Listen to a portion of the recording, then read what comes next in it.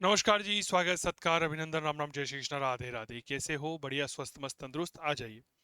मेरे प्यारे साथियों, आज हम जो महत्वपूर्ण परिचर्चा आप सभी के साथ करना चाह रहे हैं वो ये है कि हम बात करेंगे मेरे प्यारे साथियों, आज हम आधुनिक भारत की मैराथन की। याद करिए, विश्व इतिहास हो गया, प्राचीन हो गया, मध्यकाल हो गया, आधुनिक भारत के संदर्भ में आज हम आप सभी से बात करने वाले हैं। स्कूल व्याख्याता महामैराथन क्लास है आधुनिक भारत की। मेरा नाम चंदू जैन है। तो आइए इन क्लास को एक बार शुरू करते हैं और कुछ महत्वपूर्ण प्रश्न आप सभी के लिए रखते हैं। आप सभी ने बेहद प्यार और स्नेह दिया है, इस सब के लिए बहुत बहुत धन्यवाद। इस क्लास की पीडीएफ जो है वह आपको मेरे प्यारे साथियों याद रखिएगा, चंदू सर की क्लास मोबाइल एप्लीकेशन पर मिल जाएगी। ठीक है, अभी लाइव क्लास नहीं ले पा रहा हूँ।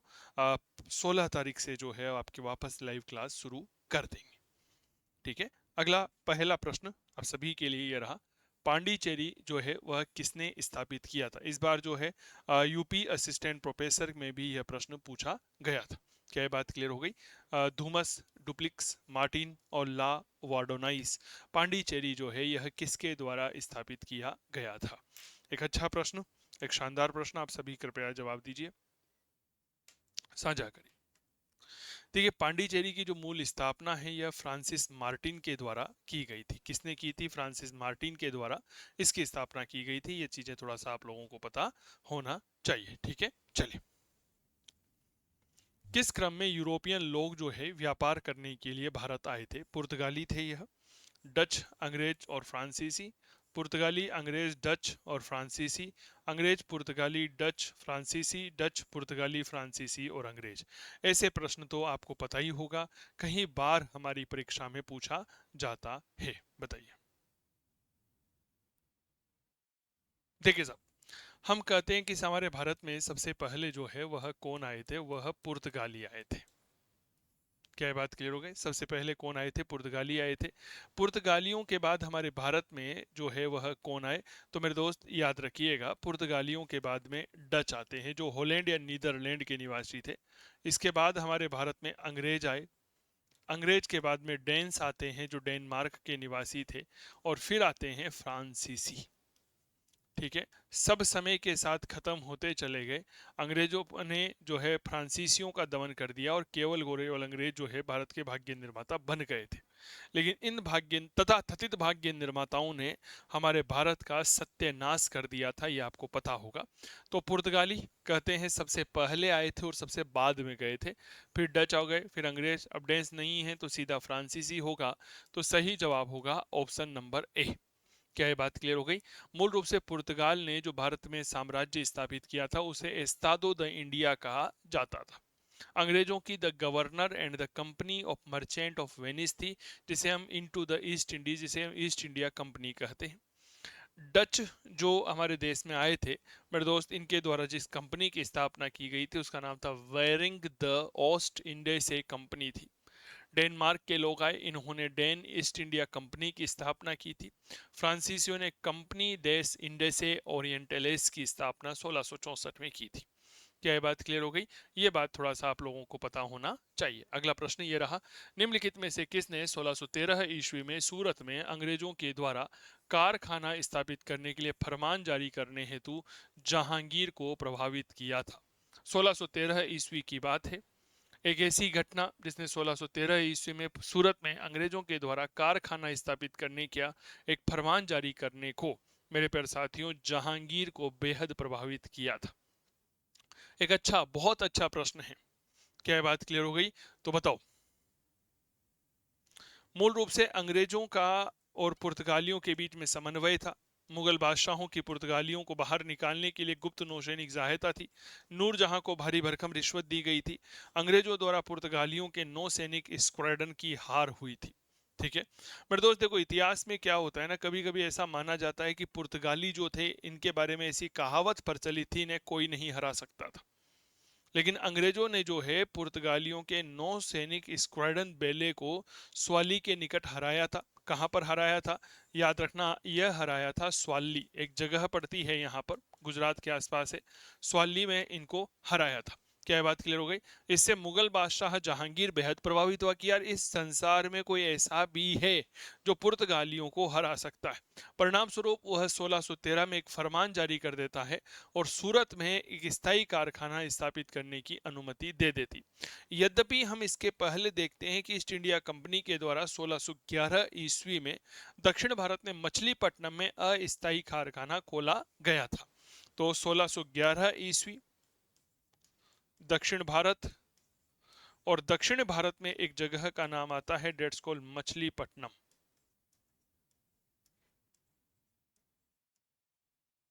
ठीक है, और इस मछलीपट्टनम में क्या खोला गया था? तो हम कहते हैं अस्थायी कारखाना खोला गया था।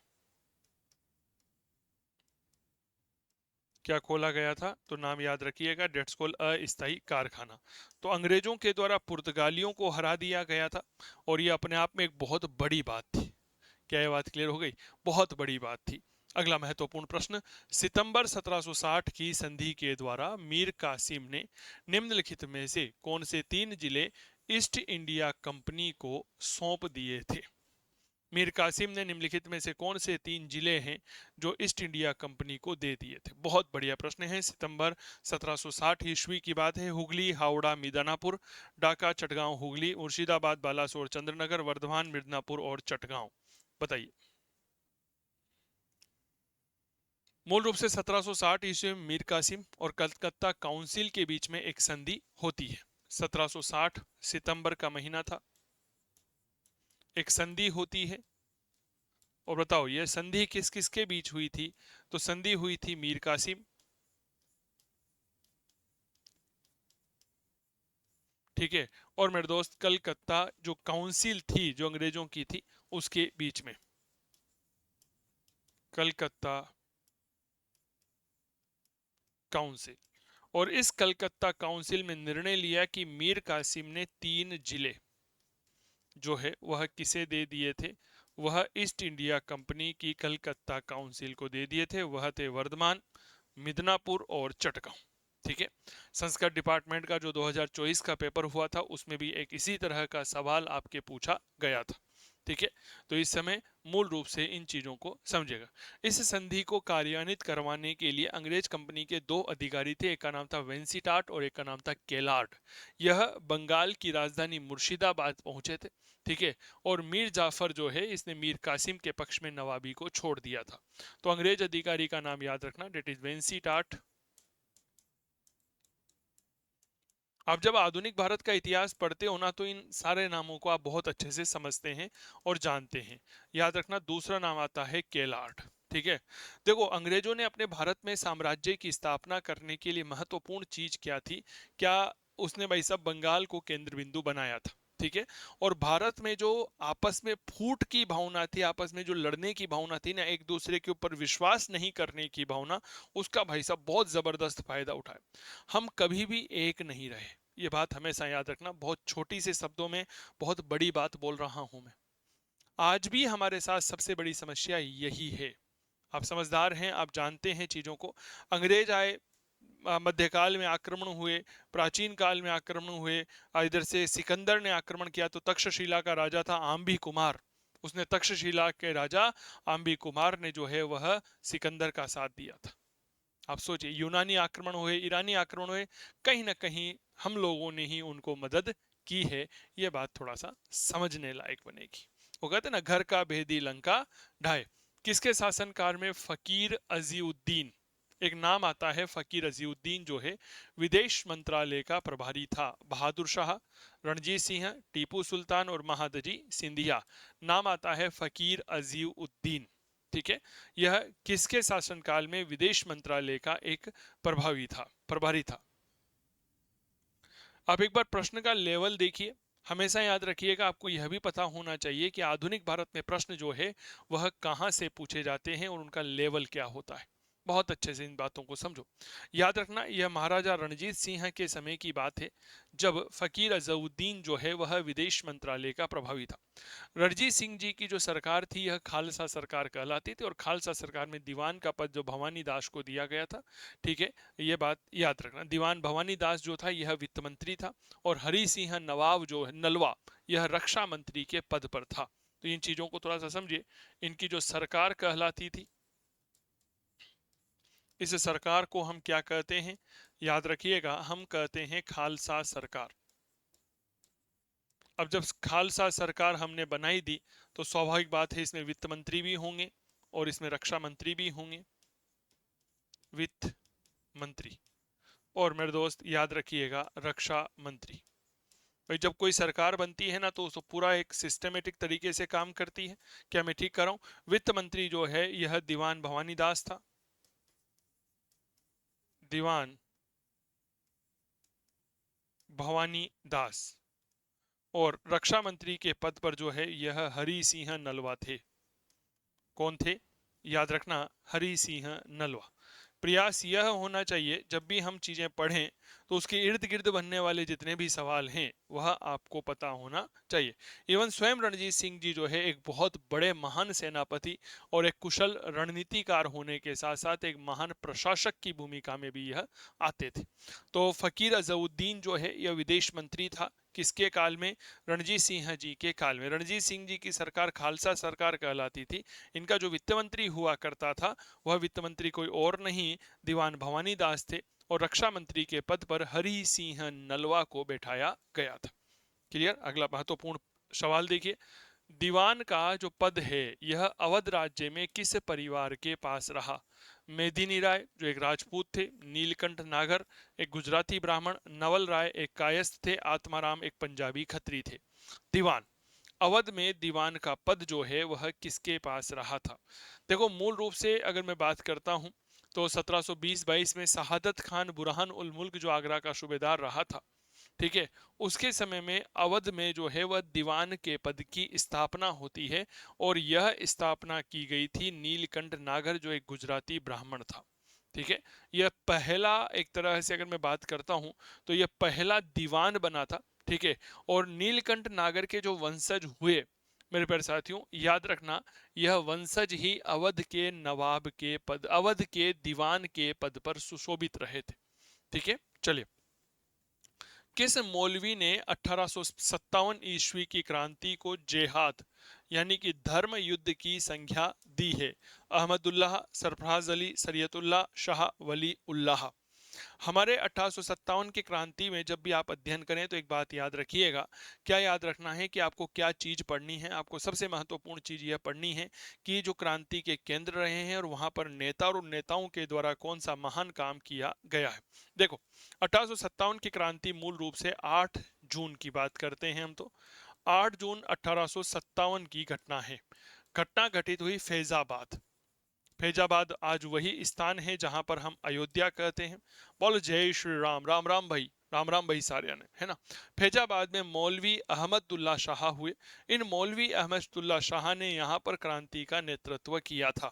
यहाँ पर नेतृत्व करना कौन थे? तो याद रखना, यहाँ पर नेतृत्व करता थे मौलवी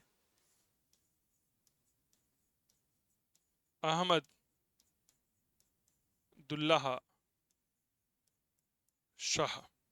ठीक है, मौलवी अहमदुल्ला शाह यह फैजाबाद में नेतृत्व करते हैं। इन्होंने क्रांति के समय एक नारा दिया। क्या नारा दिया? जेहाद का।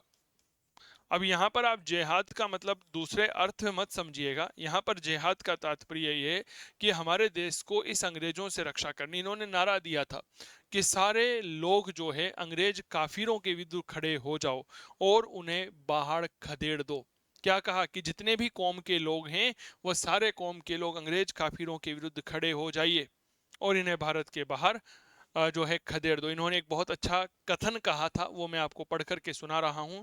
हर कौम शान ए हिंद, कोई बड़ी न लोटी न छोटी।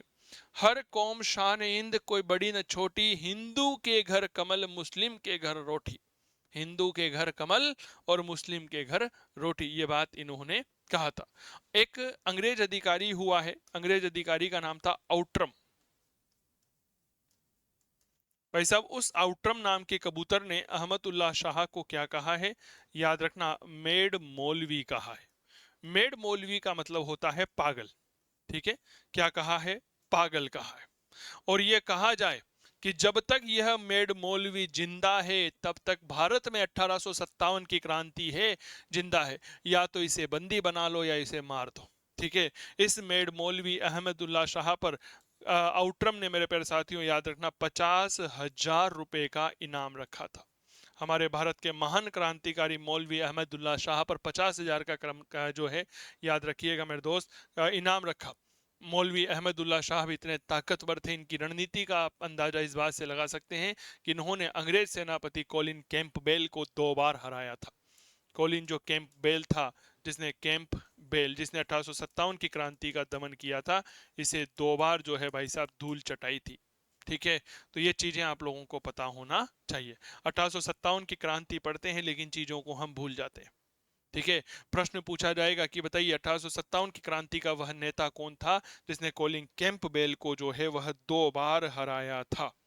ठीक है सर, याद रखना, 2 बार हराने वाले व्यक्ति हमारे मौलवी अहमद उल्लाह शाह थे, जिनके ऊपर अंग्रेज सरकार ने उस जमाने में 50,000 रुपए का इनाम रखा था। तो सही जवाब होगा अहमद उल्लाह। क्लास कैसी लग रही है कमेंट करके जरूर बता दीजिएगा।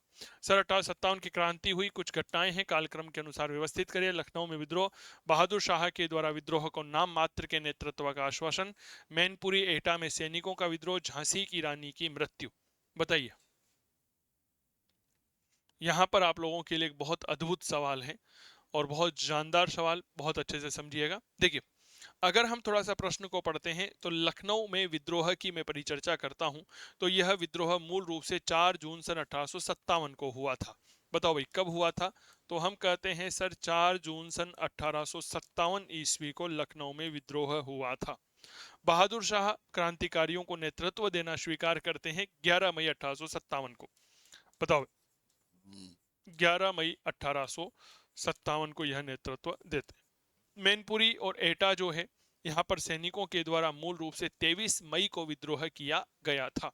कब विद्रोह किया गया था? तो याद रखना, यह विद्रोह किया गया था 23 मई 1857 को। क्लियर? और झांसी की रानी जो है, इनका देहांत हुआ था 17 जून सन 1857 ईस्वी को। अब यहाँ पर आप सुमेलित करिएगा, सबसे पहले 11 मई आ गई, फिर 23 मई आ जाएगी, फिर 4 जून आ जाएगा और फिर 17 जून आ जाएगी, यानी कि BCAD ऐसा कहीं पर है, ये रहा। ठीक है, तो इस तरह से भी प्रश्न आपको आते हैं। अब देखो, आपको इनमें सब आता है, एक मैं स्टूडेंट के नाते आप लोगों को बताता हूँ। आप ना कंफ्यूज कहाँ पर होंगे? मैनपुरी एटा के सैनिकों के विद्रोह में कंफ्यूज होंगे, लेकिन आपको थोड़ा सा सब्र के साथ काम लेना है, तो आप आराम से ऑप्शन देख करके अपने इस सवाल को कर सकते हो। क्या ये बात क्लियर हो गई? हाँ या ना का जवाब दीजिए। मैनपुरी और एटा का विद्रोह अगर आपने पहले कभी नहीं सुना तो मैं आपको थोड़ा सा बता देता हूँ। मूल रूप से 23 मई सन 1857 को यह विद्रोह हुआ था और इस समय यहाँ का राजा जो है महाराजा तेज सिंह जी थे। और ताजुब की बात देखिए, जहां पर अंग्रेज सरकार की मदद करने के लिए हर एक राजा महाराजा लाइन लगा करके खड़े हुए थे, उस समय मैनपुरी और एटा के महाराजा तेज सिंह जी ने इन क्रांतिकारियों का नेतृत्व किया था। तो इनका नेतृत्व कौन कर रहा था? नेतृत्व कौन कर रहा था? तो याद रखना, राजा तेज सिंह जी नेतृत्व कर रहे थे। क्या गजब की बात है नहीं है सर? तभी तो लॉर्ड कैनिंग ने क्या कहा था कि अगर इन देसी राजाओं ने हमारे लिए एक बाधक का काम किया था, वरना ये बांध, ये जो तूफान था, ये हमें बहा करके ले जाता। ठीक है, हाँ या ना का जवाब साझा करिएगा। बाकी आप सब जानते हैं, लखनऊ में बेगम हजरत महल, उनका पुत्र ब्रजेश कादिर है। बहादुर शाह ने 11 मई को मेरठ को जो है नाम मात्र का नेतृत्व दिया, मैनपुरी बताई दिया। झांसी की रानी की मृत्यु जो है कहाँ पर हुई थी? याद रखिएगा, यह ग्वालियर के किले में हुई थी। और कहीं ना कहीं कर्नल ह्यूरोज जो एक अंग्रेज अधिकारी था, वह यह कहता है, क्या कहता है कि यह सोई हुई लेडी सारे क्रांतिकारियों में एकमात्र मर्द है। तो ये चीजें जो है हमारे इतिहास में बेहद ज्यादा लोकप्रिय बनती है और इतिहास को एक अमर, और क्या मतलब क्या कहूं मैं, मेरे पास शब्द ही नहीं है। प्रश्न कैसे लग रहे हैं? अच्छे लेवल के प्रश्न हैं, आप लोगों की परीक्षा के दृष्टिकोण को देख करके बनाए गए हैं, और मैंने वही रेशियो रखा है जो आपके एग्जाम में आता है, क्योंकि हर एक पेपर का मैंने एनालिसिस कर कर यूट्यूब पर डाल रखा है। आप जरूर देखें प्रीवियस क्लासों को। यह एक ऐसा मंच है जो इतिहास को समर्पित है, और इतिहास में भी ऐसे नवाचारों को लेकर के समर्पित है जो विद्यार्थियों के हित में काम करता है। क्या ये बात क्लियर हो गई? आज पढ़ाते हुए लगभग 10 साल होने वाले हैं मुझे भी, और 10 सालों के इस अनुभव का लाभ आप सभी यहाँ पर उठा सकते हैं। इस क्लास की पीडीएफ आपको चंदू सर की क्लास मोबाइल एप्लीकेशन पे मिल जाएगी। अगला प्रश्न, 1857 के गदर के समय बैरकपुर में जो है वह अंग्रेज कमांडिंग अफसर कौन था? Colonel Finnis, Henry Lawrence, Hearsey और सर हाउ हीलर। बताओ। बैरकपुर, बैरकपुर में क्रांति होती है 29 मार्च 1857। आप देखिए मेरे प्यारे साथियों, जब आप भारत का नक्शा देखते हैं, सारे जहां से अच्छा हिंदुस्तान हमारा हमारा, ये गुलिस्तान है हमारा हमारा। बंगाल, बंगाल में है भाई साहब बैरकपुर छावनी, ठीक है। और इस बैरकपुर छावनी में थी 34 नेटिव इन्फेंट्री बटालियन, जिसे हम NI बटालियन कहते हैं। इस बटालियन के द्वारा 29 मार्च, तारीख याद रहेगी या नहीं रहेगी, फटाफट बताइए।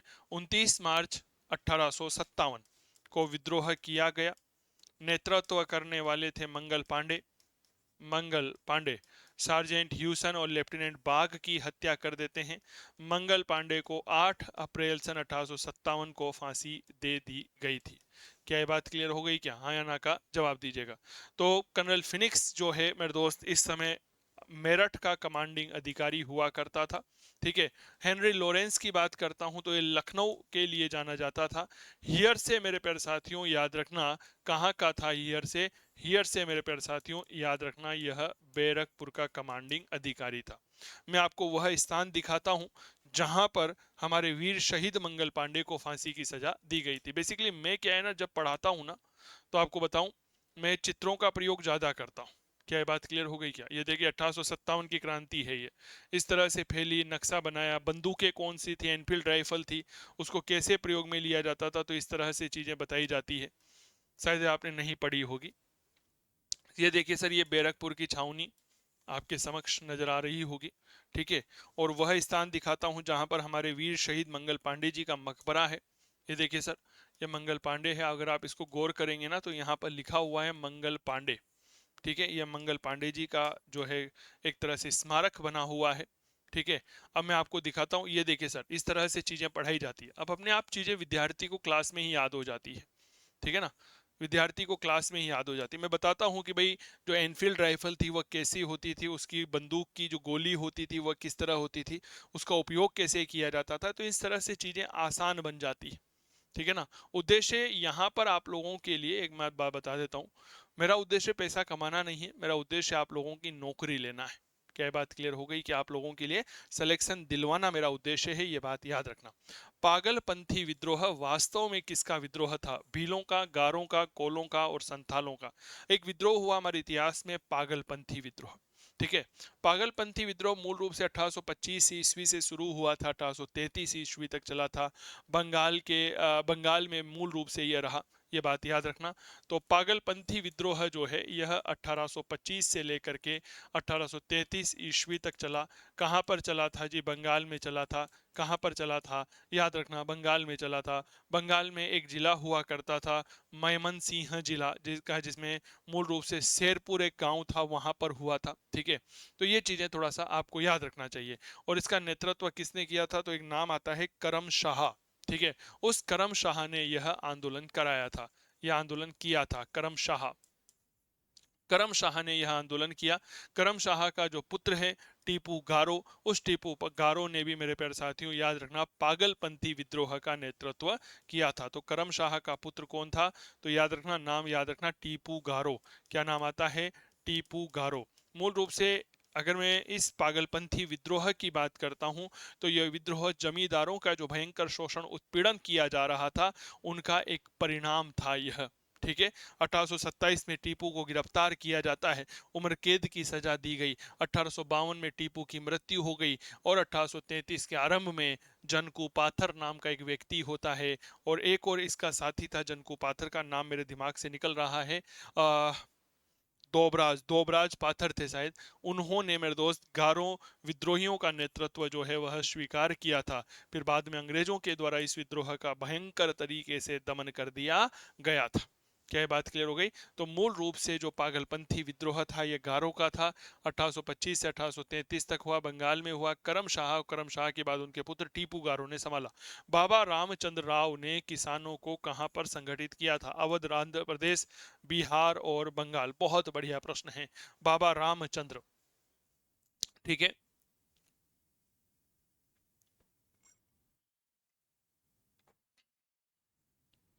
बताइए। देखो, बाबा रामचंद्र जो है ना, इन्होंने अवध में मूल रूप से किसानों को संगठित किया था। बाबा रामचंद्र अपने नाम के अनुसार अनुरूप ही जो है ना रामचंद्र, बोले सियापति रामचंद्र की जय, तो अपने नाम के अनुरूप ही थे ये भी। ये मूल रूप से किसानों को रामचरितमानस की चौपाइयां सुनाते थे, और चौपाइयां सुना करके उनमें गौरव की जो भावना थी ना, वह जागृत करते थे कि देखो तुम्हारे पूर्वज ऐसे हुए। ठीक है ना, उस समय कोई सोशल मीडिया थोड़ी था। उस समय इस तरह से लोग थे जो लोगों को जागरूक करने का काम करते थे। उनमें बाबा रामचंद्र का एक नाम हमें देखने को मिलता है। अगला प्रश्न सुमेलित करिएगा सामाजिक कानूनों के अनुसार। सती प्रथा का उन्मूलन, विधवा पुनर्विवाह, कन्या भ्रूण हत्या निषेध, दास प्रथा का उन्मूलन। 1843, 1804, 1829, 1856। बताइए। मैंने प्रयास किया है कि आपके एक ही प्रश्न में जो है वह ज्यादा से ज्यादा चीजें शामिल कर ली जाए। क्लियर हो गई?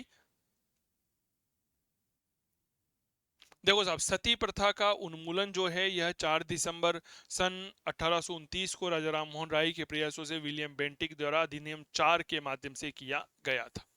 ठीक है। विधवा पुनर्विवाह की बात करता हूं तो यह 1856 की बात है। कन्या भ्रूण हत्या की बात करता हूं तो यह 1804, और दास प्रथा 1843। तो सही जवाब क्या होगा भैया? 3 4 2 1। 3 4 2 1, ये बात थोड़ा सा याद रखना। सर सैयद अहमद खान महिलाओं के लिए आधुनिक शिक्षा के विरोधी थे। कौन सा दृष्टिकोण उसके संदर्भ उनके संदर्भ में असंगत है? सर सैयद अहमद खान, आपको उनका एक आइडियोलॉजी पता होनी चाहिए, उनका विचार दृष्टिकोण आपको पता होना चाहिए। क्या मानते हैं यह?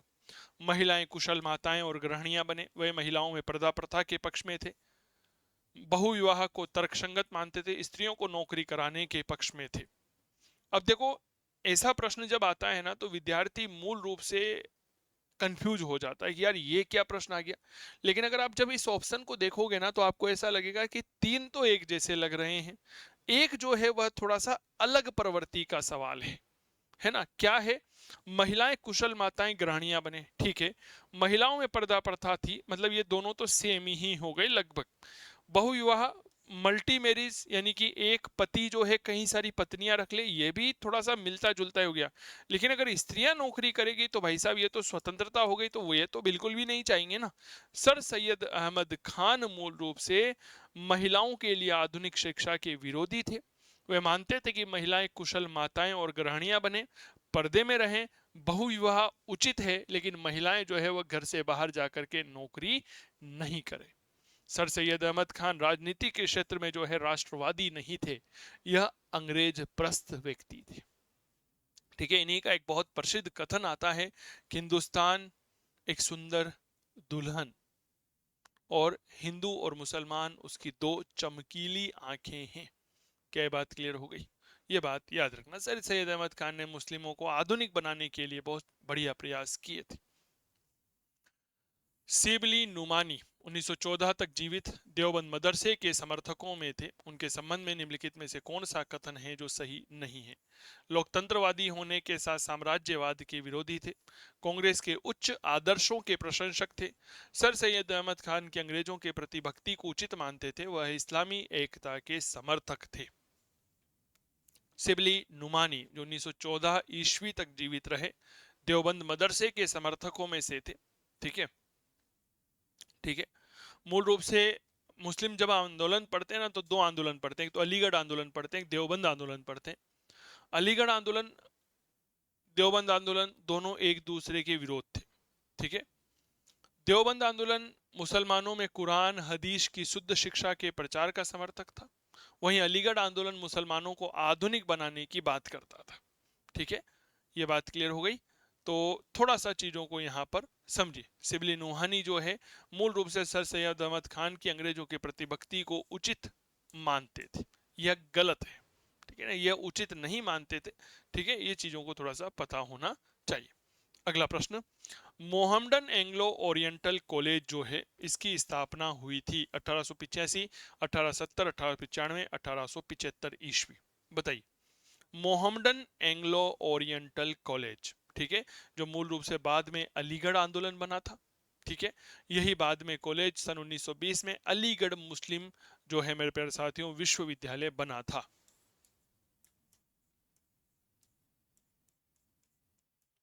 मुस्लिम यूनिवर्सिटी बने, इसके पहले प्राचार्य थियोडोर बेक थे।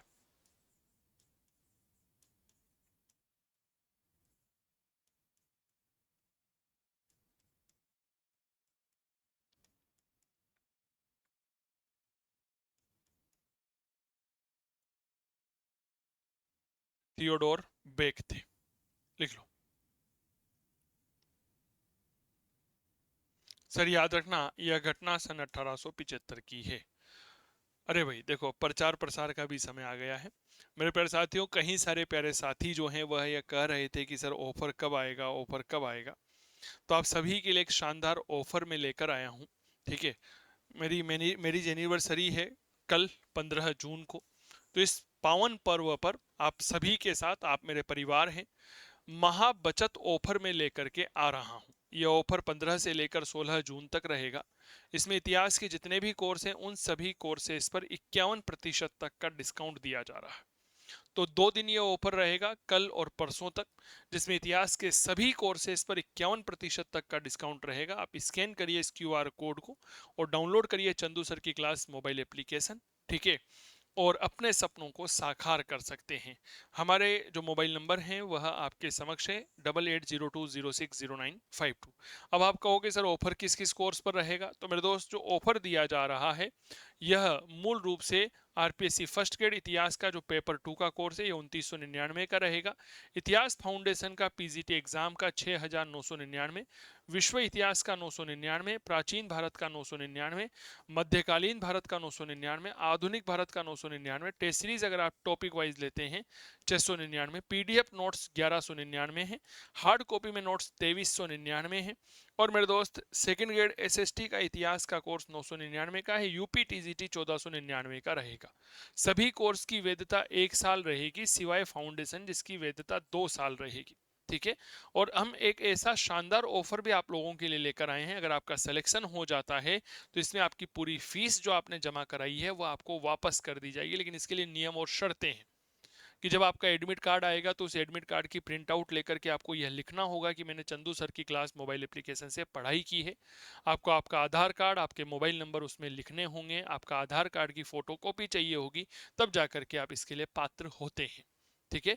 तो ये सारी सुविधाएं आप सभी के लिए केवल और केवल one stop solution, that is Chandu sir की क्लास मोबाइल एप्लीकेशन। आज ही डाउनलोड करिएगा गूगल प्ले स्टोर से, ताकि करिए अपने सपने साकार, क्योंकि आप ही हमारे परिवार के अंग हैं। घर में कोई भी खुशी का माहौल होता है तो वह आप ही के साथ सेलिब्रेट किया जाता है। अगला प्रश्न यह रहा, किसके प्रयासों से मद्रास प्रेसिडेंसी में देवदासी प्रथा का उन्मूलन हुआ था? मुट्ठू लक्ष्मी रेड्डी, राधा बाई सुब्रमण्यम, एनी बेसेंट और दुर्गा बाई देशमुख।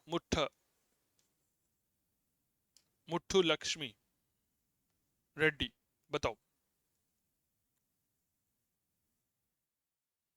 देवदासी प्रथा मूल रूप से दक्षिणी भारत के मंदिरों में बहुत प्रचलित थी। छोटी छोटी कन्याओं को मंदिर के भगवान के समय पर उनको समर्पित कर दिया जाता था। ये देवदासी कन्याएं आजीवन अविवाहित रह करके मंदिरों की देखभाल करती थी, नृत्य संगीत समारोह में शामिल होती थी। कालांतर में देवदासियों का शोषण होने लगा था और इस प्रथा में कई सारी विकृतियां आ गई थी।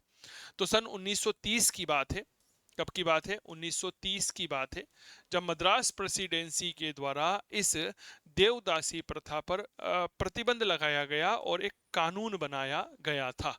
तो 1930 ईस्वी में मुट्ठू लक्ष्मी रेड्डी के माध्यम से दक्षिणी भारत में देवदासी प्रथा पर प्रतिबंध लगाया गया था, ठीक है। यह बात याद रखना। ब्रिटिश भारत की पहली महिला विधानसभा सदस्य कौन रही थी?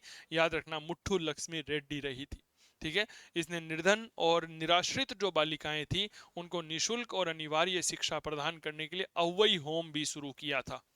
किसकी संस्थापक थी यह? तो ये बात याद रखना, यह अव्वई होम की संस्थापिका।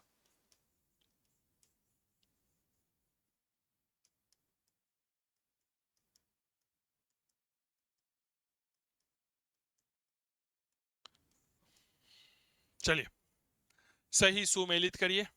सूची 1, सूची 2। 1854, 1882, 1904, 1917। शिक्षा पर चार्ल्स वुड डिस्पेच, सेडलर विश्वविद्यालय, हंटर शिक्षा आयोग, भारतीय विश्वविद्यालय अधिनियम। बताओ।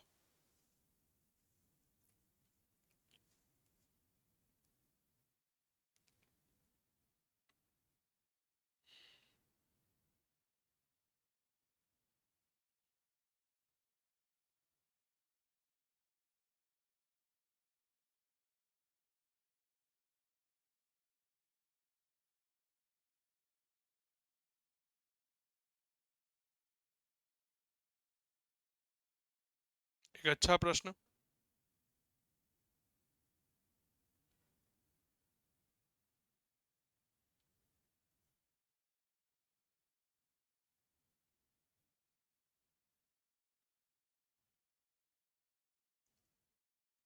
चलिए सर, 1854 में चार्ल्स वुड डिस्पैच आया था। ठीक है, क्या ये बात क्लियर हो गई? कब आया था Charles Wood dispatch? 1854।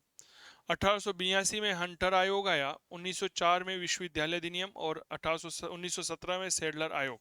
Option number A जो है वह बिल्कुल सही होगा। ठीक है, ऑप्शन नंबर ए जो है वह यहाँ पर बिल्कुल सही होगा।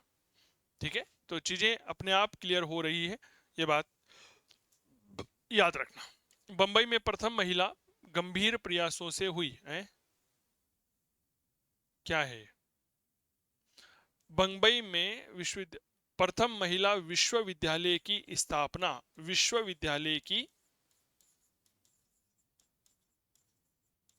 स्थापना गंभीर प्रयासों से हुई थी। ठीक है, स्थापना किसके गंभीर प्रयासों से हुई थी? किसके? ये इधर आ गया पीछे ये लाइन, कोई बात नहीं। बताओ, बंबई में प्रथम महिला विश्वविद्यालय की स्थापना किसके गंभीर प्रयासों से हुई थी? अच्छा प्रश्न है। दयाराम गिडुमन, डीके कर्वे, रमाबाई रानाडे, नारायण चंदावलकर। बताइए। देखो, ये डीके कर्वे हैं, डेट इज धोंदा केशव कर्वे। धोंदा केशव कर्वे। और इन्होंने जो है इसकी स्थापना सन 1916 में की थी। पहले बंबई में स्थापित किया गया था। ठीक है, 1916 में स्थापित किया गया था। क्या बात क्लियर हो गई? मूल रूप से पूना में स्थापित किया गया था, माफी चाहूंगा, पूना में स्थापित किया गया था। बाद में इसे जो है पूना में बीमारी फैल जाने की वजह से बंबई जो है वह स्थानांतरित कर दिया गया था। ठीक है, बंबई के बहुत प्रसिद्ध उद्योगपति हुए हैं विठल दास दामोदर ठाकर सी। उन्होंने इस विश्वविद्यालय के निर्माण में उस समय 15 लाख रुपए दान में दिए थे। इसीलिए उनकी माता के नाम पर ही इसका नाम श्रीमती नाथीबाई दामोदर ठाकर सी विश्वविद्यालय रखा गया था। ठीक है, क्या ये बात क्लियर हो गई? तो डीके कर्वे का जीवन जो है ये शिक्षा के सुधार के लिए लगा। भारत सरकार ने इन्हें जो है वह भारत रत्न देकर के सम्मानित किया था। ठीक है, अगला प्रश्न। नासा की रिसेप्शन लॉबी में लगाए गए चित्र में किस भारतीय राजा को दर्शाया गया है? नासा अमेरिका की अंतरिक्ष एजेंसी है यह। इसमें किस भारतीय राजा का चित्र लगाया गया है? कृष्णदेव राजे, अशोक, टीपू सुल्तान, महाराजा अकबर। ये शब्द हटा दो, आप तो डायरेक्ट बताओ। राजा अकबर। बताओ। राजा अशोक, राजा अकबर, टीपू सुल्तान। सर याद रखना टीपू सुल्तान। क्या ये बात क्लियर हो गई? क्या नाम था? टीपू सुल्तान। टीपू सुल्तान जो है बेसिकली इसने सबसे पहले मिसाइल वगैरह बनाई थी, आपको ये पता ही होगा। और मिसाइल बनाने का जो श्रेय है वह इसी को दिया जाता है। टीपू सुल्तान के आंगन में सूर्य युद्ध की तस्वीर लगाई है, जिसमें टीपू सुल्तान रॉकेट से लड़ाई करते हुए दिखाया जाता है। क्या ये बात क्लियर हो गई?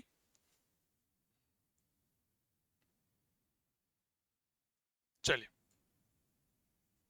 सुमेलित करिए विद्रोह और स्थान। सन्यासी विद्रोह, विजयनागरम का विद्रोह, वेलुथम्पी कोलियों का विद्रोह, गुजरात, त्रावणकोर, बंगाल और आधुनिक आंध्र प्रदेश। 1 2 3 4, 4 3 2 1, 3 4 2 1, 2 1 4 3। बताइए।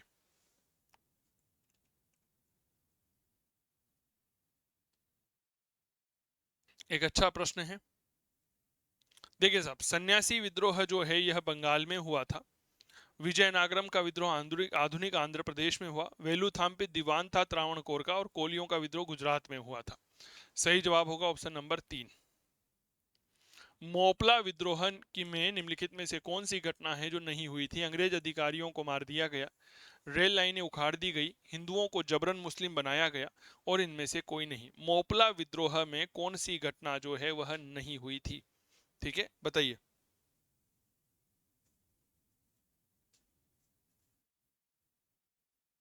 सर देखिएगा, बेसिकली केरल में मोपला विद्रोह हुआ है ना, किसानों के द्वारा किया गया था 1921 में। अंग्रेजों के पुलिस थाने जलाने शुरू कर दिए थे।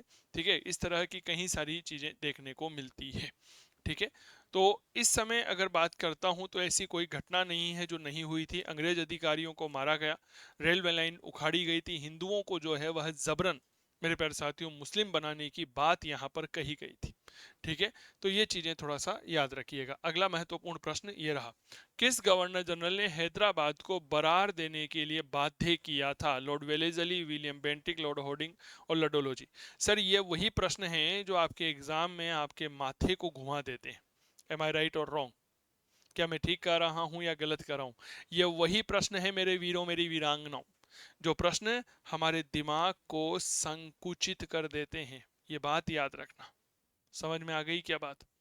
तो मेरे प्यारे साथियों, मूल रूप से यह लॉर्ड डलहौजी था जिसने हैदराबाद को बरार देने के लिए बाध्य किया था। छोटे छोटे ऐसे प्रश्न होते हैं हमारे एग्जाम में जिसे हम बेहद परेशान हो जाते हैं। अगला महत्वपूर्ण प्रश्न, राज्य अपहरण की नीति जिसे डॉक्ट्राइन ऑफ लैप्स कहते हैं, किसने प्रारंभ की थी? इसी नीति को गोद निषेध प्रथा भी कहते हैं।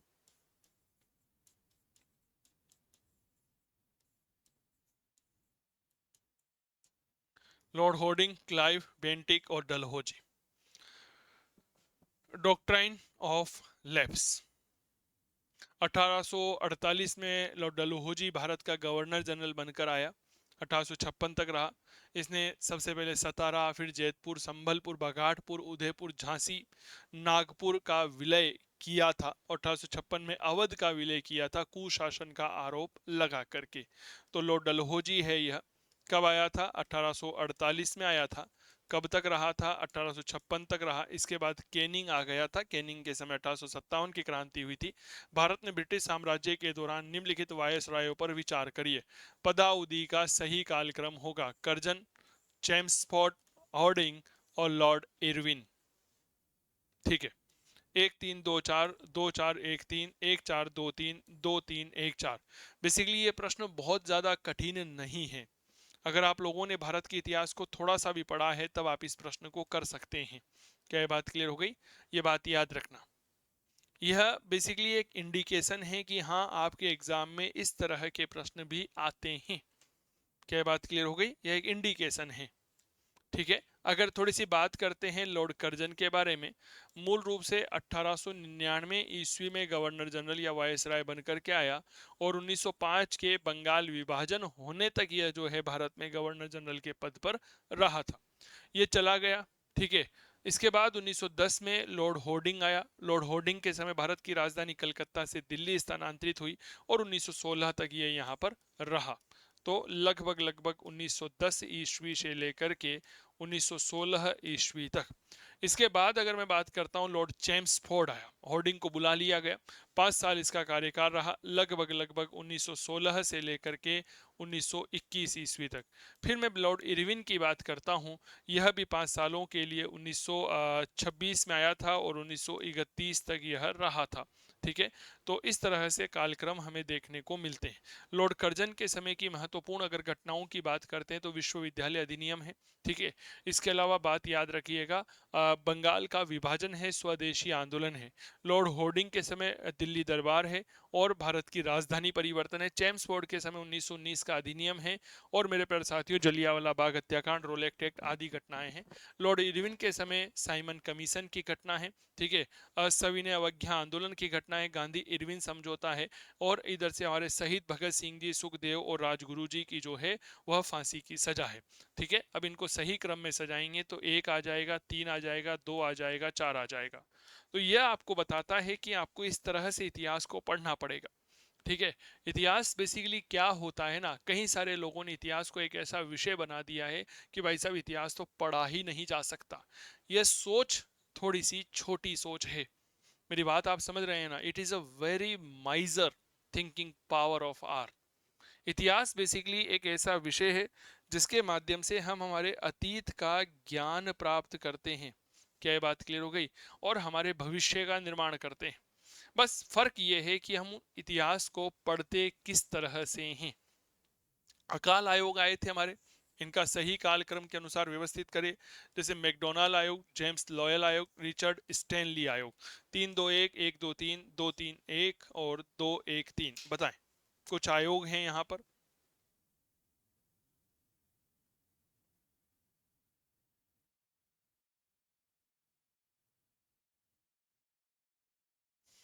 चलिए देखिए, सबसे पहले मैं बात करता हूं 1866 67 के आसपास जो है कैंप बेल आयोग बना था, ठीक है। क्या बात क्लियर हो गई?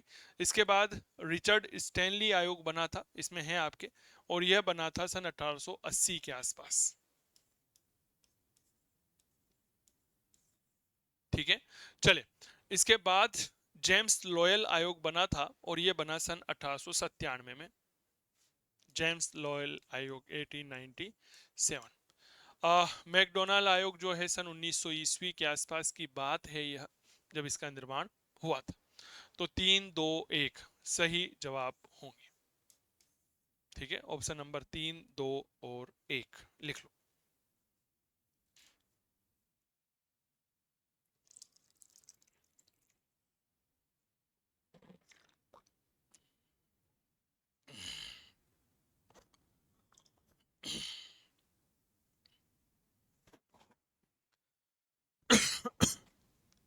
अगला प्रश्न, निम्नलिखित में से किस गवर्नर जनरल ने सर्वप्रथम महान अकर्मण्यता की नीति को अपनाया था? लॉर्ड लिटन, नॉर्थब्रुक, मेयो और लॉर्ड लॉरेंस। महान अकर्मण्यता की नीति को अपनाया।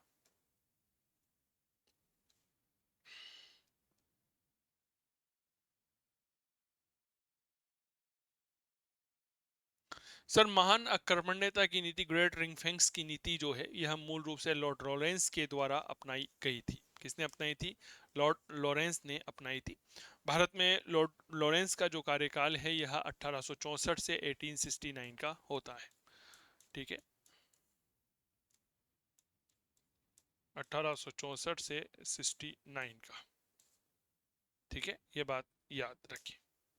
चलिए अगला महत्वपूर्ण प्रश्न, all India trade union Congress, जिसे हम एटक कहते हैं, यह कब अस्तित्व में आई थी? All India trade union Congress 1918, 1920, 1921, 1923। बताइए।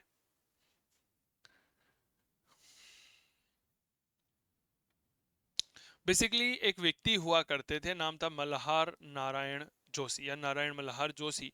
इनके द्वारा all India trade union Congress की स्थापना की गई थी।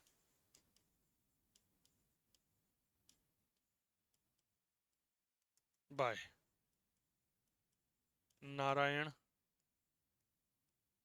मल्हार जोशी। कब की गई? 1920 में की गई थी, ठीक है। ये बात याद रखना। इसका पहला अधिवेशन सन 1920 में ही हुआ, बंबई में हुआ था, और उसके अध्यक्ष लाला लाजपत राय थे।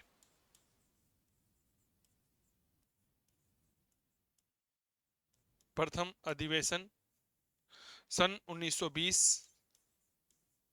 कहाँ हुआ? बंबई में हुआ। अध्यक्ष कौन थे? लाला लाजपत राय। लाला लाजपत राय। ठीक है, लाला लाजपत राय जो है वह इसके अध्यक्ष थे। ठीक है, दीवान चमनलाल इसके महामंत्री बनाए गए थे और जोसेफ बेपिटिस्टा जो है यह उपाध्यक्ष थे।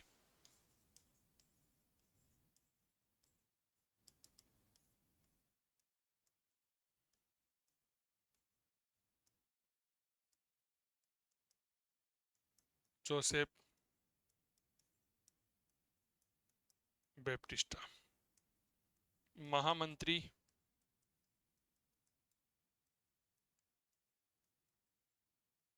दीवान चमनलाल। ठीक है, क्लियर, लिख लो।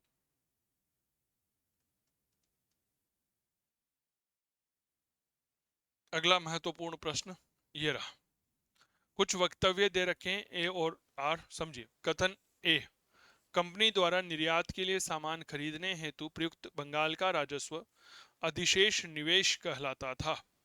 यूरोप में महंगी धातुओं का अंतः प्रवाह 1765 के बाद बिल्कुल समाप्त हो गया। ए आर दोनों सही, ए आर दोनों गलत, ए सही आर गलत, बताओ। सॉरी, ए सत्य है आर सत्य है।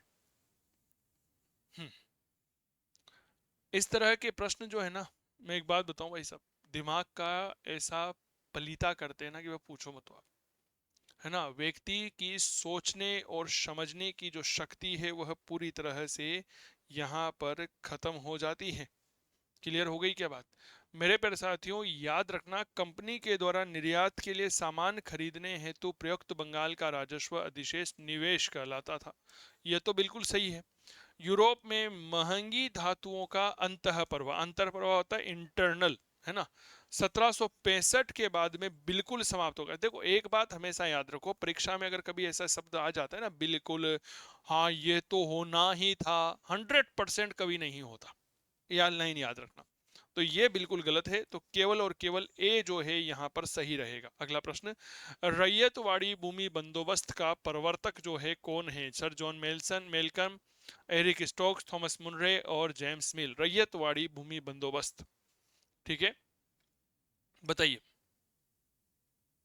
इसका प्रवर्तक जो है वह कौन? सबसे पहले तमिलनाडु के बारामहल जिले में, इसके बाद मद्रास और बंबई के कुछ हिस्से, पूर्वी बंगाल, असम, कुर्ग जो आधुनिक कर्नाटक का एक भाग होता है, वहां पर यह लागू की गई थी। इसके अंतर्गत जो मूल रूप से किसान थे, रैयत, उनको भूमि का मालिकाना और कब्जादारी के अधिकार प्रदान किए गए थे। कुल ब्रिटिश भारत के लगभग 51% भूभाग पर इसको लागू किया था। और किसने लागू किया था? Thomas Munro. और मुनरो के साथ कौन था? याद रखना, एक कैप्टन रीड हुआ करते थे, अगर आपने नाम सुना हो तो। ठीक है, तो इनके सहयोगी कौन थे? याद रखना, डेट इज कैप्टन रीड। ठीक है, चलिए जी, अगला प्रश्न ये रहा, वॉरेन हेस्टिंग्स को उनके 4 पार्षदों के साथ प्रथम गवर्नर जनरल नियुक्त किया गया, उनके नाम क्या थे? रिचर्ड क्रो, क्लेवरिंग, फिलिप द्वितीय, John Johnson, Richard Barwell, Clavering, Philip Francis, Monson, Richard Henry, Clavering, Philip Bacon, John Monson, Richard Town, Clavering, Philip North और गिब्सन। वॉरेन हेस्टिंग्स को उनके 4 पार्षदों के साथ प्रथम गवर्नर जनरल नियुक्त किया गया था, उनके नाम क्या थे?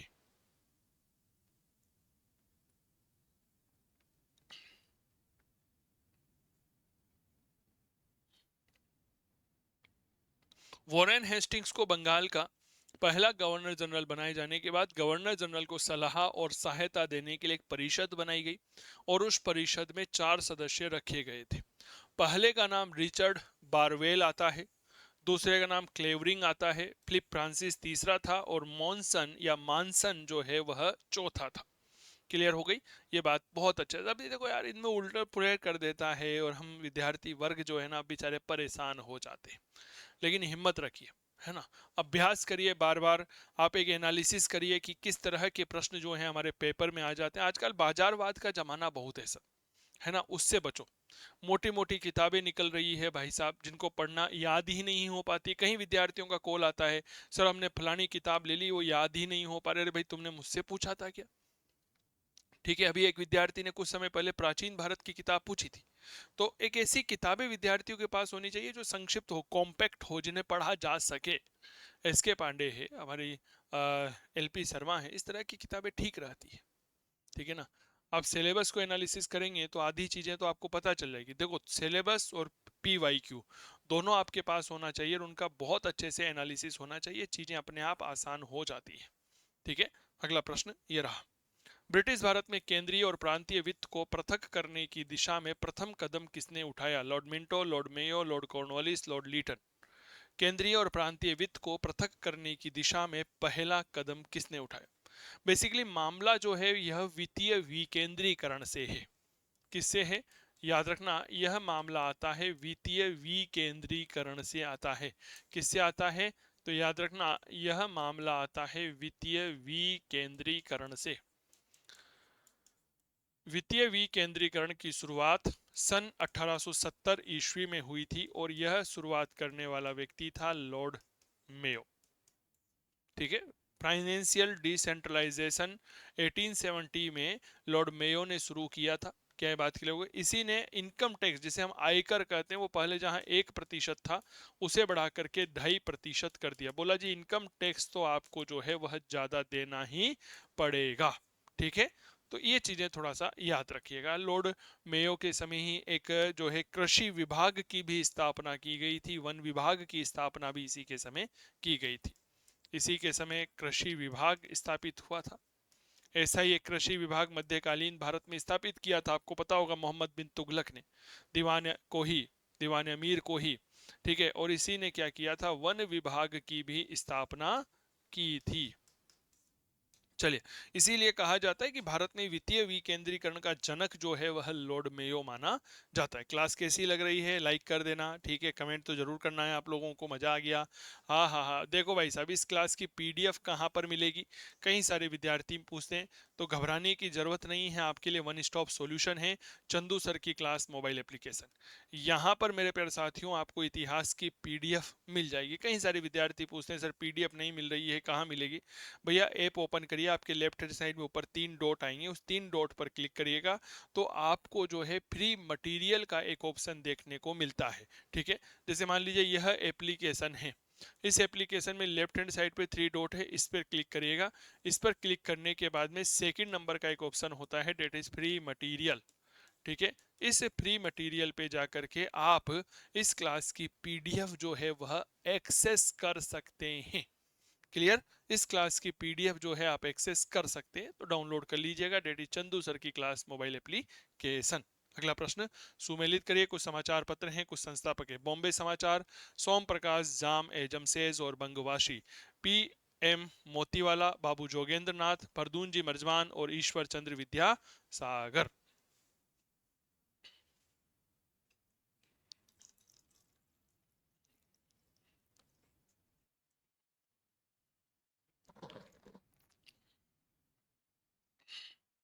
परीक्षा का बहुत लोकप्रिय सवाल है।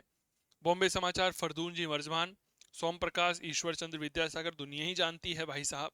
जाम ए जमशेद, PM मोतीवाला और बंगवासी बाबू जोगेंद्र नाथ बोस। तो 3 4 1 2।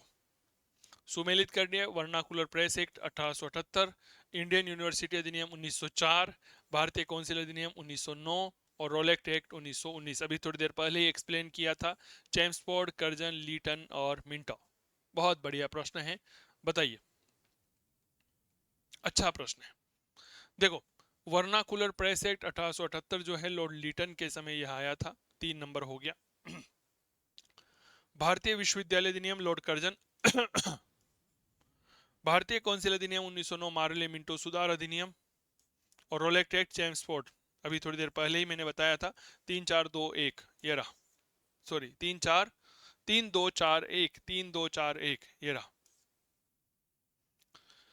प्रथम सूची में सैन्य अधिकारी है और दूसरी सूची में 1857 की क्रांति में युद्ध की शुरुआत के समय उनके द्वारा धारित किए गए पद हैं।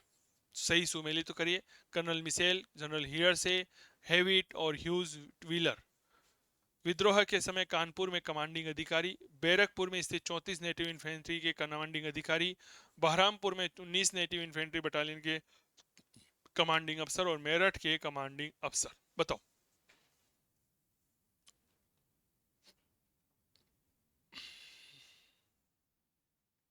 देखो, भारत में जितनी भी 1857 की क्रांति में मेजर सैनिक छावनियां थी वो आपको पता होनी चाहिए। जैसे Mathura, lieutenant Burton, Burton Burton Burton तो कोटा के थे, ठीक है। बैरकपुर में हियर से हमने पहले पढ़ा। बहरामपुर में जो है मिसेल का नाम आता है। मेरठ में हेविट या हुइट का नाम आता है। लखनऊ में कैंप बेल का नाम हमें देखने को मिलता है। कानपुर जो है ह्यूज व्हीलर, तो ह्यूज व्हीलर कहां पर है भाई साहब, है क्या कानपुर, ये रहा, ठीक है। मिसेल कहां पर है, बैरकपुर में है, सॉरी, मिसेल मिसेल तो बहरामपुर में है। और हियर से जो है यह बैरकपुर में है। और हेविट आपके मेरठ में है। व्यूलर आपके कानपुर में है ही सही। तो अब जवाब को 3 हो गया, 2 हो गया, 4 हो गया, 1, 3 2 4 1, ये रहा। सूर्यास्त कानून का क्या अभिप्राय था। राजस्व अधिकारी द्वारा एकत्रित किया गया भू राजस्व एक निश्चित दिन सूर्य अस्त होने तक जमा करना होता था।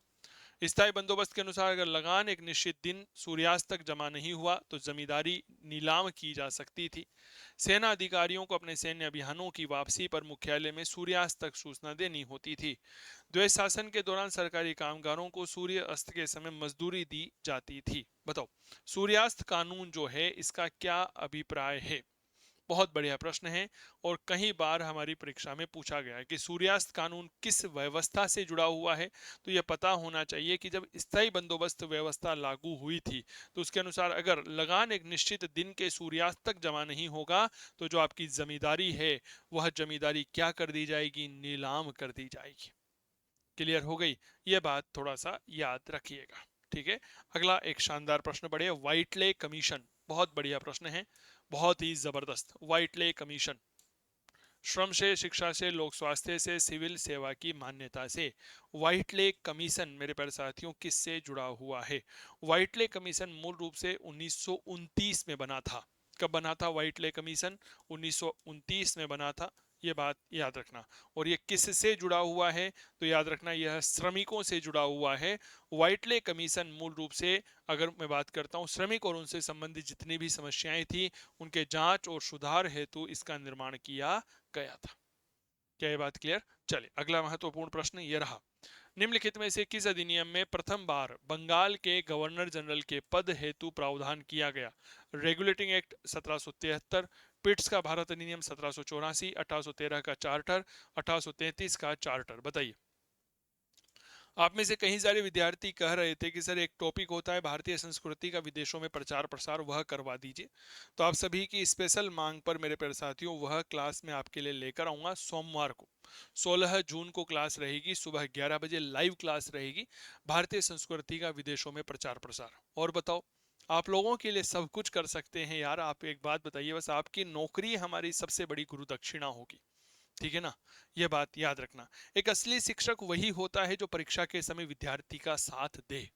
समझ में आ गई क्या, यह बात याद रखना। असली शिक्षक वही होता है जो परीक्षा के दिनों में विद्यार्थी के साथ रहे, क्या कमियां हैं उसका पता चले और उन कमियों को दूर करने के लिए शानदार प्रयास करे। मैं आपके लिए काम कर रहा हूं, ठीक है। यह बात याद रखना, ठीक है। मैराथन क्लास किसी ने भी नहीं लगाई सर, मैंने केवल प्लान किया था विश्व इतिहास का। लेकिन आप में से कहीं साथी थे जो कह रहे थे सर प्राचीन भारत की भी लगाओ। आप ही में से कहीं साथी थे बोल रहे थे मध्यकाल की भी लगाओ, मैंने लगा दी, है ना। मेरा कर्तव्य है लगाने का, आप आदेश करेंगे, आप भगवान हैं हमारे। क्या ये बात क्लियर। मुस्कुराइए, आप चंदू जैन के साथ इतिहास पढ़ रहे हैं। प्राचीन भारत में जो भारतीय संस्कृति थी इसका विदेशों में प्रचार प्रसार, यह क्लास आपके लिए लेकर के आऊंगा मैं। याद रखना, रेगुलेटिंग एक्ट 1773 जो है इसमें पहली बार बंगाल के गवर्नर जनरल के पद हेतु प्रावधान किया गया था, ठीक है। ये बात याद रखना। चलिए आगे बढ़े। वह अधिनियम जिसने न्यायालय के निर्देशकों की संख्या 24 से घटाकर के 18 कर दी थी। 1813 का चार्टर, 1833 का चार्टर, 1853 का चार्टर, 1773 का रेगुलेटिंग एक्ट। निदेशकों की संख्या 24 से घटा करके जो है वह 18 कर दी थी। यह बात बहुत अच्छे से याद रखना, परीक्षा में पूछा गया एक शानदार प्रश्न है। सर याद रखना, यह 1853 का चार्टर अधिनियम होता है। किस एक्ट के द्वारा द्वैत शासन यानी कि डायरार्की की व्यवस्था की गई थी? भारत में द्वैत शासन का जनक किसे कहते हैं? लियोनिल कार्टिस को कहते हैं। जनक किसे कहते हैं? नाम याद रखना, डेट इज लियोनेल कार्टिस। इसने किताब लिखी थी डायरकी। 1858 का अधिनियम, 1861 का अधिनियम, 1909 का अधिनियम, 1919 का अधिनियम। बताइए, द्वैत शासन की जो व्यवस्था है यह कौन से अधिनियम में की गई थी? ठीक है, सबसे पहले द्वैत शासन डायरार्की की जो व्यवस्था है यह 1919 के के मोंटेग्यू चेम्सफोर्ड सुधार अधिनियम जो आया था उसमें की गई थी। तो 1919 का अधिनियम। अगला प्रश्न, भारत में सिविल सर्विसेज का पिता, father of civil services in India किसे कहा जाता है? वॉरेन हेस्टिंग्स, कॉर्नवालिस, वेलेजली और मिंटो। इस क्लास की पीडीएफ आपको हमारे एप्लीकेशन पर मिल ही जाएगी, तो आप उस एप्लीकेशन को भी डाउनलोड कर लीजिएगा। ठीक है, बताओ।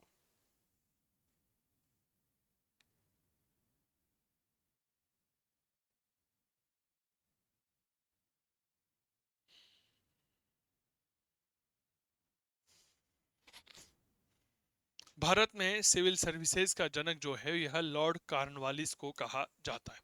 आप एक बात नोटिस नोटिस करिए, मैंने पूरी क्लास के दौरान जो है ना कहीं पर भी आपको ऐसे सवाल नहीं करवाए हैं जो परंपरागत सवाल होते हैं।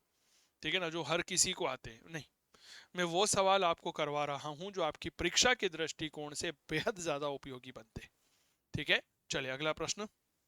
किस वायसराय के समय बंगाल नगरपालिका अधिनियम 1884 पास किया गया था? Lord William Bentinck, Lord Dalhousie, Lord Ripon और लॉर्ड कैनिंग। वायसराय के समय जो है यह बंगाल नगरपालिका अधिनियम जो है पारित किया गया था। बताओ।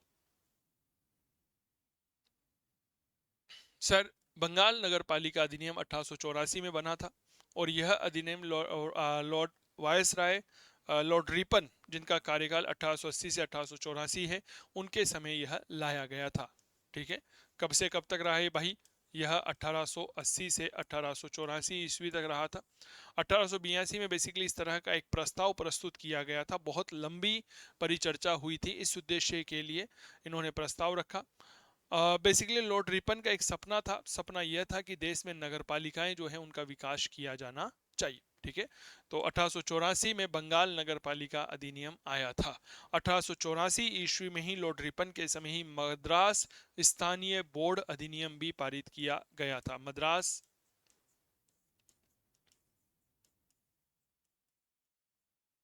स्थानीय बोर्ड अधिनियम, बताओ भाई कब लाया गया था? 1884 में। अच्छा, ऑफर है, देखो बताना मेरी जिम्मेदारी है, सही है गलत है। जब हम आपके लिए प्रयास कर रहे हैं और आपको ही नहीं बताएंगे तो कैसे काम चलेगा? भैया 15 और 16 जून को शानदार ऑफर रह रहा है। आप चंदू सर की क्लास मोबाइल एप्लीकेशन को डाउनलोड कर लीजिएगा और डाउनलोड कर कर इसमें 51% तक का डिस्काउंट आपको दिया जाएगा। चंदू सर की क्लास मोबाइल एप्लीकेशन पर इतिहास के जितने भी कोर्सेज हैं इन सभी पर 51% तक की छूट मिलेगी, चाहे वह आरपीएससी फर्स्ट ग्रेड इतिहास का हो, हिस्ट्री फाउंडेशन का कोर्स हो, विश्व इतिहास प्राचीन मध्य आधुनिक हो, टेस्ट सीरीज हो, नोट्स हो, पीडीएफ हार्ड कॉपी दोनों, second grade SST, UP, TGT, history. तो फिर देरी किस बात की, आज ही जुड़ सकते हैं और कर सकते हैं अपने सपनों को साकार। क्या ये बात क्लियर हो गई? चलिए, निम्नलिखित में से कौन भारतीय राष्ट्रीय कांग्रेस की पहली बैठक में उपस्थित नहीं हो पाया था? भारतीय राष्ट्रीय कांग्रेस की जो पहली बैठक है ना मेरे दोस्त, यह 28 दिसंबर सन 1885 को बंबई के गोकुलदास तेजपाल संस्कृत महाविद्यालय में व्योमेश चंद्र बनर्जी की अध्यक्षता में हुई थी। इस बैठक में भाग लेने के लिए 100 लोगों ने अपना रजिस्ट्रेशन कराया था, लेकिन 72 लोग जो हैं उन्होंने ही पार्टिसिपेट किया था। क्या ये बात क्लियर हो गई? और इसी समय मेरे दोस्त याद रखना, कहीं ना कहीं इंडियन एसोसिएशन एक संस्था थी। कौन सी एसोसिएशन थी मेरे दोस्त? इंडियन एसोसिएशन, इंडियन एसोसिएशन एक संस्था थी। उस इंडियन एसोसिएशन का एक अधिवेशन जो है वह कलकत्ता में चल रहा था और उस कलकत्ता अधिवेशन की अध्यक्षता सुरेंद्र नाथ बनर्जी कर रहे थे।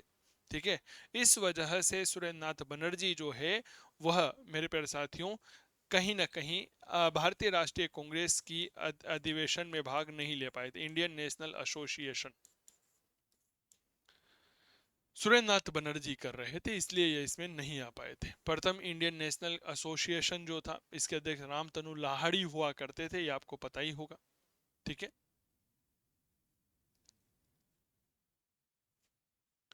चलिए आगे बढ़े। 1936 में ऑल इंडिया किसान कांग्रेस का पहला अधिवेशन जो है कहां पर संपन्न हुआ? लखनऊ, पटना, इलाहाबाद और मुंबई। बताइए।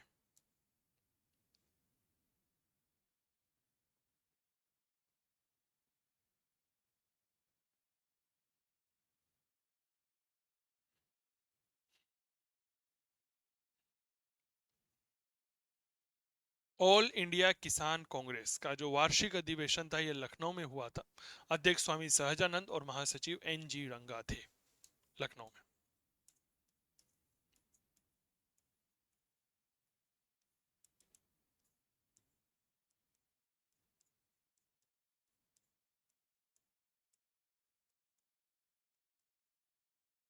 सहजानंद, महासचिव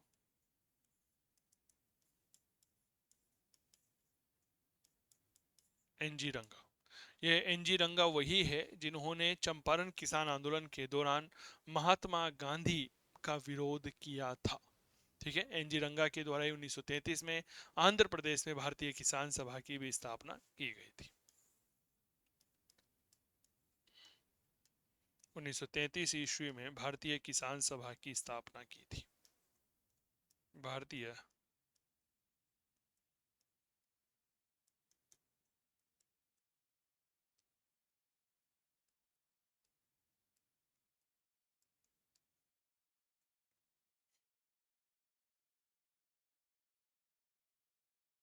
सुभाष चंद्र बोस ने त्यागपत्र दे दिया। इसके बाद भारतीय राष्ट्रीय कांग्रेस का अध्यक्ष कौन बना? यहां पर बात कर रहे हैं 1939 के त्रिपुरी संकट की।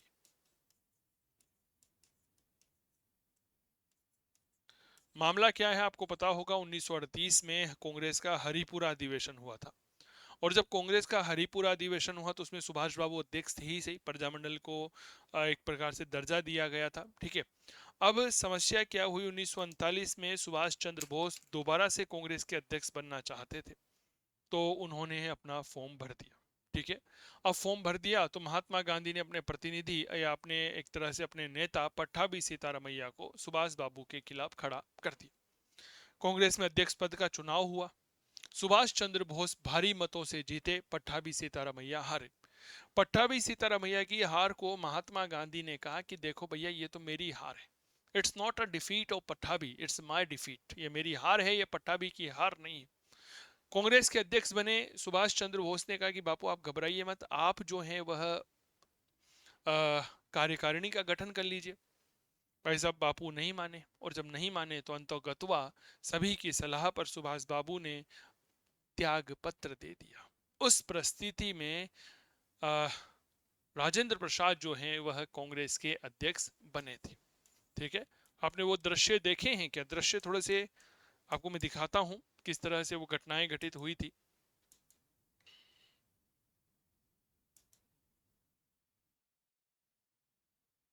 ये देखिए सर, ये 1939 का त्रिपुरी अधिवेशन है जिसमें सुभाष बाबू अध्यक्ष चुने गए, बीच में बैठे हुए हैं। ठीक है,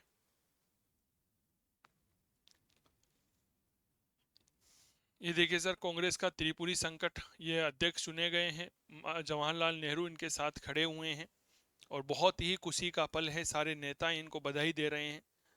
यहाँ पर अपने सुभाष बाबू जो हैं वह महात्मा गांधी को मना रहे हैं। कांग्रेस के और भी वरिष्ठ नेता है कि भाई देखो ऐसे नहीं करते हैं। यहाँ पर महात्मा गांधी कह रहे हैं कि नहीं, ये पट्टाभी की हार नहीं है सुभाष, ये मेरी हार है, मेरी हार है। सुभाष कह रहे हैं कि बापू देखिए, आप कांग्रेस कार्यकारिणी का गठन कर दीजिए, देश का सवाल है, मुझे तो लोगों ने चुना है, मैं तो कोई तानाशाह तो बना नहीं। नहीं, मैं नहीं कर सकता, ये मेरी हार है। भाई साहब सब लोगों ने सुभाष बाबू को समझाया। सुभाष बाबू ने, ये गले में जो एक ऐसा पहनते हैं ना, ये मूल रूप से इस बात का निशानी है कि भाई ये कांग्रेस के अध्यक्ष है। इनको त्यागपत्र देना पड़ा, और फिर डॉक्टर राजेंद्र प्रसाद जो है वह अध्यक्ष बने थे। क्या ये बात क्लियर हो गई?